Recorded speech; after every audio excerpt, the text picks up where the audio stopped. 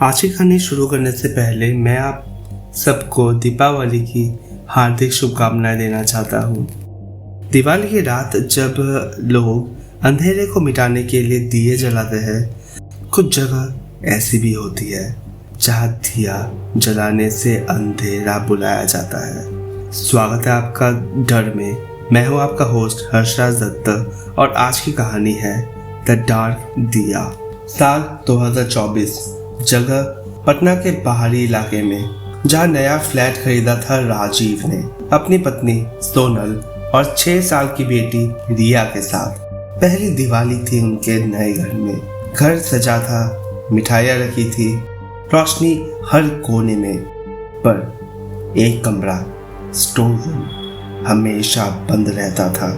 राजीव को फ्लैट के पिछले मालिक ने कहा था, उस कमरे का ताला मत खोलना, वहां जो आखिरी दिया जला था वो अब भी बुझा नहीं। सोनल ने सोचा ये सब अंधविश्वास है। उसने मजाक में कहा, दिवाली पर हर कोना जगमग होना चाहिए। और उसने वो दरवाजा खोल दिया।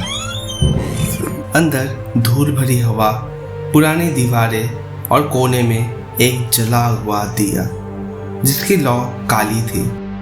रिया चिल्लाई, माँ, इस दिए में रोशनी नहीं, धुआं जल रहा है। सोनल ने हाथ बढ़ाकर दिया बुझाने की कोशिश की, लेकिन लौ उल्टी तरफ उठी, नीचे की ओर, जैसे जमीन में समा रही हो। तभी दीवारों पर तस्वीरें उभर आई, पुराने परिवार की जो इस घर में रहते थे। हर तस्वीर में वही चेहरा, एक आदमी बिना आंखों के। राजीव अंदर दौड़ा।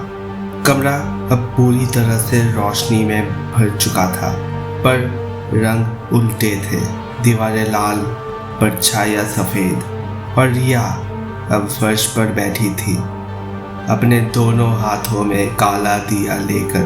वो मुस्कुरा रही थी। पापा, ये दिया हमारे लिए नहीं, हमारे बाद वालों के लिए है। राजीव ने उसे गोद में उठाया, भागने की कोशिश की, पर दरवाजा बंद हो चुका था। बाहर से लोगों को लगा घर खाली है, कोई आवाज नहीं, कोई दिया नहीं, कुछ नहीं। अगले दिन पड़ोसियों ने देखा फ्लैट के अंदर हर कमरा बुझा हुआ था, सिवाय उस स्टोर रूम के।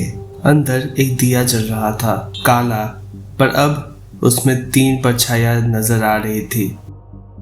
3 महीने बाद वो फ्लैट फिर बिक चुका था। इस बार एक अकेले आदमी को, प्रवीण मल्लिक, उम्र 42 साल, डॉक्यूमेंट्री फिल्म मेकर। वो हॉन्टेड रियल एस्टेट पर सीरीज बना रहा था और पटना के इस कुख्यात फ्लैट की कहानी ने उसे खींच लिया।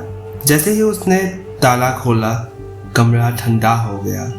दीवारों पर सस्ते रंग की नई पुताई थी, पर एक कोना अभी भी तेल की गंध से भरा था। प्रवीण ने रिकॉर्डर ऑन किया। डे 1, ब्लैक दिया हाउस इन्वेस्टिगेशन। रात के 2 बजे उसने कैमरा उस पुराने स्टोर रूम में रखा, दरवाजा बंद किया और मॉनिटर पर देखा। फ्रेम के बीचों बीच एक हल्की लौ जल उठी। उसने ताला फिर से खोला, अंदर गया। दिया अब भी वहां था, वही काला दिया। उसने उसे छूने की कोशिश की, तेल नहीं था, पर उंगलियों पर राख लग गई। और जैसे ही उसने दिए के नीचे देखा, वहां लिखा था, जो दिया छूता है वो उसका अगला नाम बन जाता है। प्रवीण ने कैमरा की रिकॉर्डिंग चेक की। वीडियो में उसने देखा कि जब वो कमरे में गया, उसकी परछाई अंदर नहीं गई। अगली सुबह उसने देखा काले दिए की लौ अब उसके बेडरूम में थी और कमरे के आईने पर लिखा था, दूसरे की दिवाली अब तेरी होगी। उसने डर कर आईना साफ किया, लेकिन पीछे वही परिवार दिखा। राजीव, सोनल, रिया, तीनों मुस्कुरा रहे थे और उनके पीछे उसका अपना शव फर्श पर पड़ा था। कैमरा अभी भी रिकॉर्डिंग कर रहा था। वीडियो के आखिर में बस एक चीज साफ दिखी, दिया अब लाल हो चुका था और उसमें 4 परछाइयाँ थी। हर दिवाली हम दिए जलाते हैं ताकि अंधेरा मिट जाए, पर कभी सोचा है कुछ अंधेरे दिए से ही जन्म लेती है। वो काला दिया जो खुद ब खुद जल उठा था, वो सिर्फ रोशनी नहीं दे रही थी, वो किसी नाम की तलाश कर रहा था। लेकिन वो नाम सबसे पहले किसने लिखा था? वो काला दिया किसने पहले जलाया था?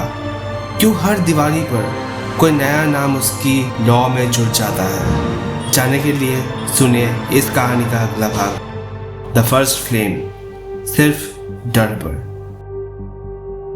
अगर आपको ये कहानी सुनकर जरा भी सिरन महसूस हुई हो तो स्पॉटिफाई पर डर को फॉलो करें और यूट्यूब पर डर को सब्सक्राइब कीजिए, क्योंकि अगली बार जब भी कोई दिया अपने आप जल उठेगा, आपको पता होना चाहिए वो आपका नाम तो नहीं ले रहा,